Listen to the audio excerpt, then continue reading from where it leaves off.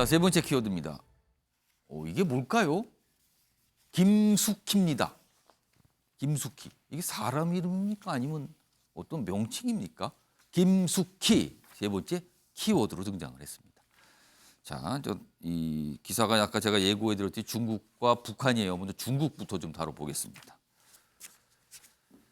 중국 비밀 경찰서 의혹 이거 계속 좀 나오고 있죠? 뭐 특정 장소도 좀 지목이 됐는데 그 중식당이에요. 근데 그쪽에서 또 부인했다.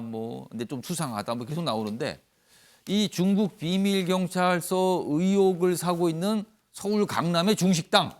근데 따져보니까 국회 앞에 지점 사무실을 운영했다. 이건 또 무슨 소리입니까?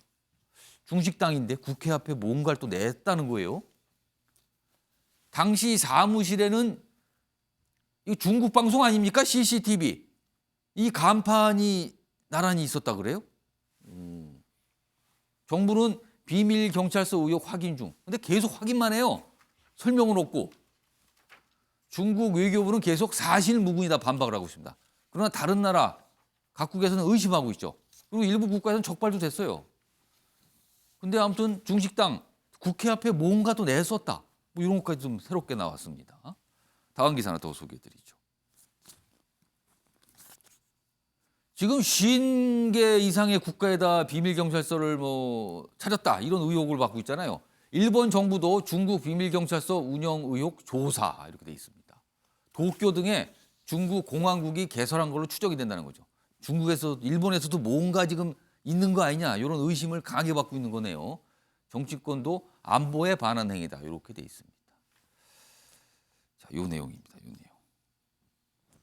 윤경호 의원님. 뭔가 아무튼 미심쩍어요. 뭐가 확실하게 뭐라고 아직은 설명할 수 없지만 뭔가 나오는 정황서 보면 확실히 좀 미심쩍습니다. 이거 지금 어떻게 보고 계십니까? 통상 이런 경우에 해당국은 영사 활동의 일환이다라고 예. 얘기하죠. 그러나 이건 상업적인 목적으로 개설을 한 식당이라면 그럼 충돌되는 얘기죠. 예. 과거에 중국 하면 떠올랐던 게 공자학당이라는 거 있었죠. 중국어를 교육시키고 그다음에 중국 문화를 세계에 알린다라는 이유로 중국 정부가 개설을 한 거예요. 약간 무슨 해외 문화원 같은 모습인 거죠? 그런 산하 기관이었죠. 예. 우리도 있습니다. 우리도 세종학당 해외.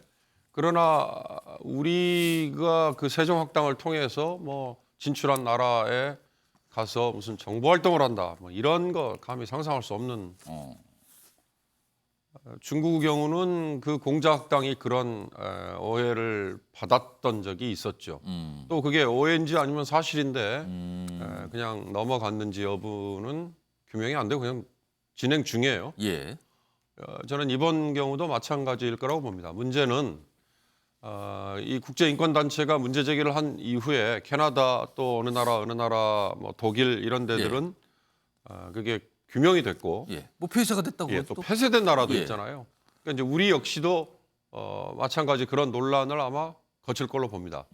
중요한 건 저는 중국의 이런 보이지 않는 이런 정보 취합 활동에 우리 국내에서 상당한 정보에 근접하는 중요한 정보를 취득하는 분들이 죄송합니다만 옆에 계신 우리 국회의원님들 같은 분들이 이거에 굉장히 둔감해졌던 거를 이번 일로 뭔가 환기가 되는 내가 그동안에 접하고 있었던 어떤 분 또는 어떤 단체 또는 어떤 출입을 했던 곳 중국과 관련된 인물, 단체, 기관 등등등 이걸 말씀하시는 겁니까? 그렇죠. 그런 곳이 혹시라도 나의 부주의한 언행이 그런 정보 취득에 활용되지 않았을까라는 걸 한번 좀 돌아보는 저는 그런 효과는 있을 것 같다.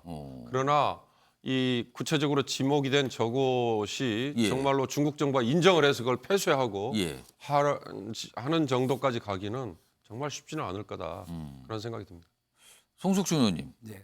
우리 외교부가 너무 소극적인 거 아니냐. 그리고 이 정도면은 우리 정보당국 이미 다 알고 있었던 거 아니냐. 이런 지적이 있습니다. 아직 확실하지 않아요. 근데 조사만 하고 있다 그러지 딱히 나오지는 않고 있습니다. 언론들이 매일 파고 있어요. 이걸 지금요. 이거 어떻게 보십니까? 굉장히 민감한 외교적인 그런 문제가 될 수도 있고요. 또 이런 여러 가지 또 방식 자체가 또 최근에 과거에 이제 없던 첨단 기술을 이용한 예. 또는 인터넷이라든가 각종 통신기기를 활용한 여러 가지 그 첨단 이제 도청 내지 정보가 이제 유출되는 사례가 이제 있는데 이거에 대해서는 좀 지금 뭐 당연히 예. 문제 있는 부분에서는 철저하게 밝혀서 예. 문제 상황에 대해서는 뭐 적절한 조치를 좀 취해야 된다고 생각합니다. 혹시 송석준 의원님도 개별적으로 약간 중국 관련된 인물이나 기관에서 이렇게 접촉을 해오거나 이런 경험 있으세요?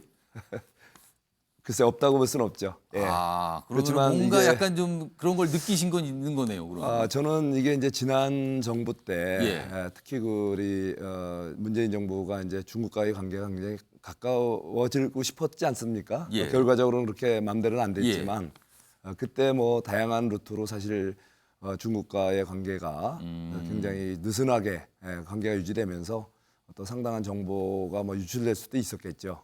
그렇지만 아마 이제 윤석열 정부가 들어오면서 예. 이제 어떤 편협된 어떤 외교가 아니고 균형 외교 차원에서 예. 또 안보를 중시하는 이제 외교로 갈 겁니다.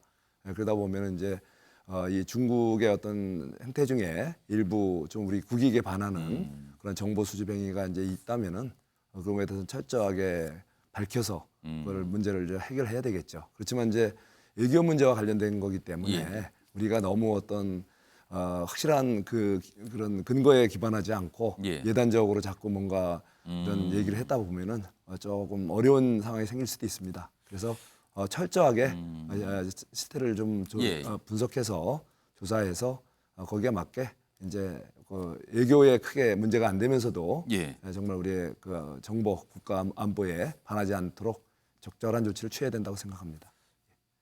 약간 전망 섞인 추측을 해보면 중국 정부에서 절대 인정할 일이 없겠죠. 이거에 대해서 어떤 존재 자체를. 그리고 이게 해결이 되면 아마 물밑에서 그냥 조용히 해결될 겁니다. 아마 자연스럽게 갑자기 없어졌네. 뭐 이렇게 되면서 이렇게 될 것 같아요. 지금 뭐 통상 이게 외교와 정보니까요. 더더군다나. 각국에서 약간 좀 논란이 되고 있습니다. 뭐 일본도 뭐가 시작된 것 같네요. 지금. 이게 중국 상황이고요.